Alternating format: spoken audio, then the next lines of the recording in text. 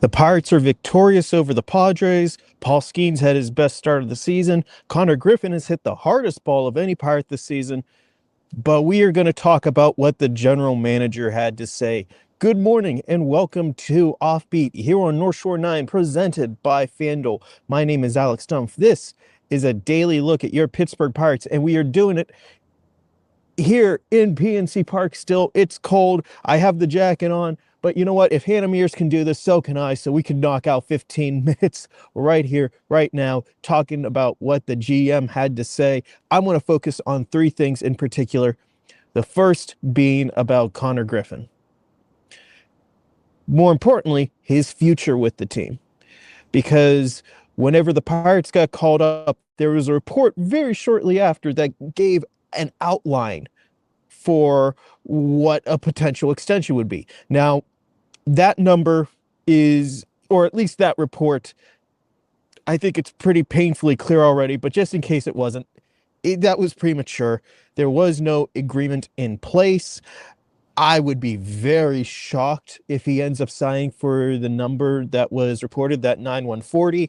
So if something does come together, which the entire time, this offseason, what I heard in spring training, the fact that the Pirates were willing to call up Konnor Griffin now instead of waiting a couple weeks and, potentially keep that extra year of service time, I think that all comes together to suggest that there is a strong level of optimism that something could happen. There's just too much smoke, in my opinion. And based off of what I heard this offseason, the Pirates felt like, yeah, this was a distinct possibility. So let's just look at it. Ben Cherington was asked by Noah Hiles of the Post-Gazette about the extension. Or the possibility of an extension. Here is what Ben Cherington had to say. Quote, "As you know, it's not something we talk about publicly. I think about past experience with things like this. When they happen, it's usually some combination of the player being open and interested, the team having a high level of belief and conviction in the player, and then having organizational alignment around that. I do think some of those ingredients are in place with Konnor, and so that would give me a level of hope potentially. But we don't have anything more to share right now." End quote. That was pretty much spot on what I would assess of this situation right now. And I will say, having done this a couple times with Ben Cherington, whether it was the Brian Reynolds extension talk in particular, but, Brian Hayes didn't really get a lot of whole talk of Mitch Keller. They got that done pretty early in spring training. But that's more than what I remember from what he was talking about whenever they were going with Brian Reynolds. That's more than what I remember with Brian Hayes. So, yeah, he doesn't really talk beyond what he laid out there. The player being open and interested. Konnor has basically said that he wants to be a Pirate for a long time. I think it's fair to say there is some interest at the very least on his end. The Pirates having a high level of belief and conviction in the player. Konnor Griffin wouldn't be up in the majors at age 19. He wouldn't be up here with a chance to get a full year of service time if they didn't have that level of belief and conviction. And organizational alignment around that, I would say that's a fair case also. So I look at this as a very distinct possibility. And the GM isn't going to announce anything here, and I don't think he tipped his hand on anything. But the statement didn't sound like just knocking it down of like, well, let's pump the brakes here a little bit. It was not much new or not much that we hadn't seen already, but it's enough for it to be like, you know what, here's just enough of a carrot at the end of the stick to keep thinking, yeah, something is going to come together. And I wouldn't be shocked if something does. I will predict, though, that if something does come together, it will be Noah Hiles who breaks it. Second thing I want to talk about here is about how much runway do you give players? because in 2024, Rowdy Tellez had a really bad start to the season offensively. Now, he did pick up in June. He did finish the year with a roughly average OPS, but those first 2 months were brutal. Part stuck with him. Tommy Pham, really tough first half of the season last year. Got better as the year progressed, and like his last 70 or so games was a very good hitter. But you can make the case by that point the season was long, long over. But in both of those cases, that was the Pirates affording the player a lot of runway, and they were relatively rewarded for it. You look at Marcell Ozuna, who has 2 hits so far, who is not getting his A swing off, who is just not having some good at-bats right now. Ben did talk about that. And he did say, it's early. There's just not a lot of time yet. He brought up how Marcell Ozuna has had some slow starts in the past. That is all very true. That should be acknowledged. And he talked about some things that are encouraging. Like he says that the raw bat speed for Ozuna is roughly where it has been in the past. I would argue it's still down. Data would indicate that it is down from 2024. But okay. It did lead to the big question here. How much does he anticipate there being less runway for players who struggle early on? Ben's quote, "I don't think so. I think for every player that has that track record, you've got to find a way, as you build your roster, you've got to find a way to build in that expectation that we're going to give it time. We'd be cutting our nose off despite our phase by not giving, whether it's him or anybody else, the time to be the player they are. You just end up hurting yourself more. I think as you build your roster, yes, of course we feel there's urgency, or we're focused on doing everything we can to win every game. Part of that over 162 is getting contributions from all of these guys. We've got to give them time to get to that." I am saying this on Tuesday, April 7th at 10:23 p.m. Eastern Time. It is too soon to write off any hitter.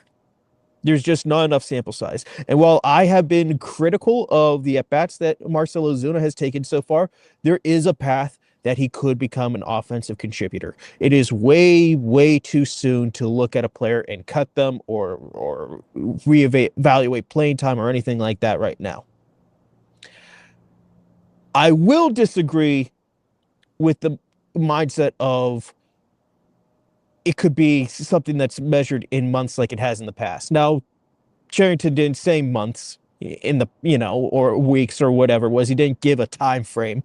But I look at those past examples, and the Pirates were willing to give players months to try to figure something out.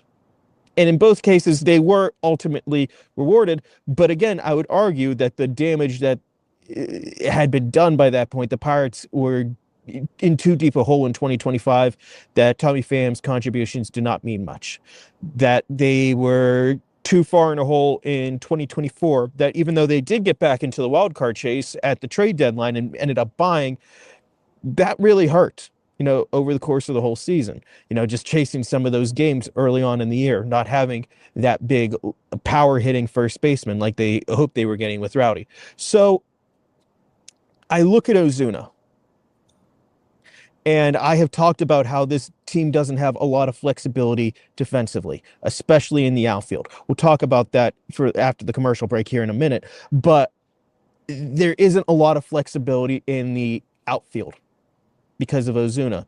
They can put Brian Reynolds in there a couple times periodically. They can, theoretically have O'Hearn or Cruz. There's ways that they can make it work, but there's just not enough flexibility with that roster if you're having Ozuna or any full-time DH. And if that DH is not producing offensively, you have to look at how it is impacting the rest of your team.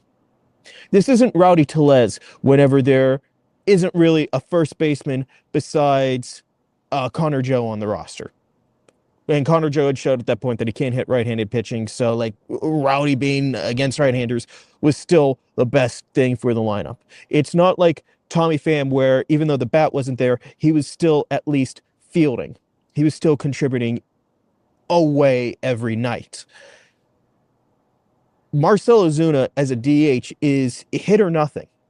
And if he's not hitting and the defense is worse because they can't have the flexibility to put Reynolds somewhere, you have to look at this more critically, in my opinion.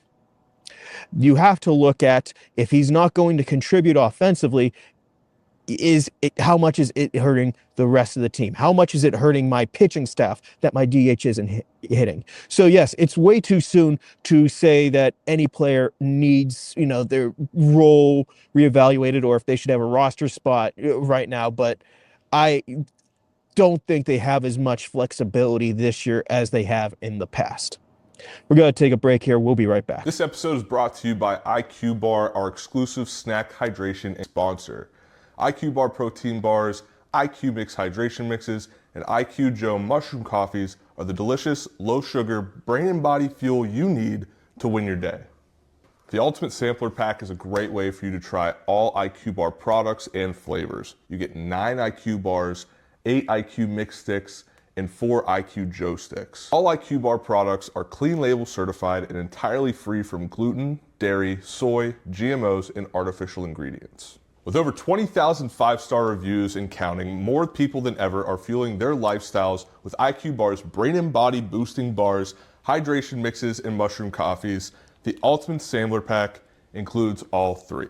My personal favorites so far have been the almond butter chip and the iced tea lemonade hydration mix. It's just really full of flavor.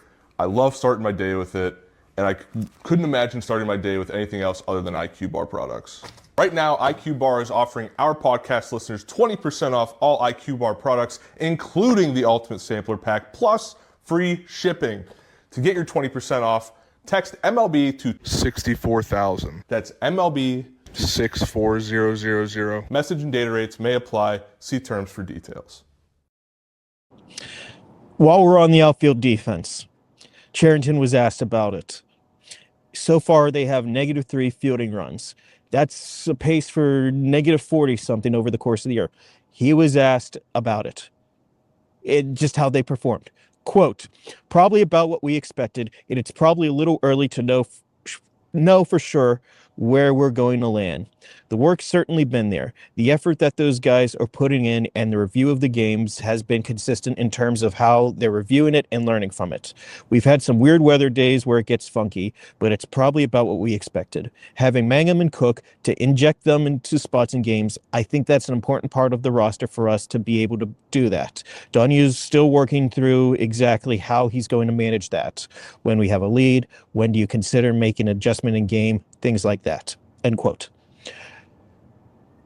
I brought up Ozuna and just like the lack of flexibility that the Pirates just can't insert someone like Mangum in every day to try to shore up this defense. But admitting that this is kind of what you expected isn't great. Like, you can look at some of the fluke balls, like, O'Neal Cruz opening day, or Brian Reynolds not being able to catch that ball on Monday night that had a 99% catch probability, according to Baseball Savant. So there's areas where, like, it's just such an outlier that I'm sure you could just throw it out. But even without those, this has not been a very good fielding outfield defense. And admitting that it's kind of what you expected, it's not a deal breaker for the team in general, but it's far from ideal. So I don't know. I look at that as,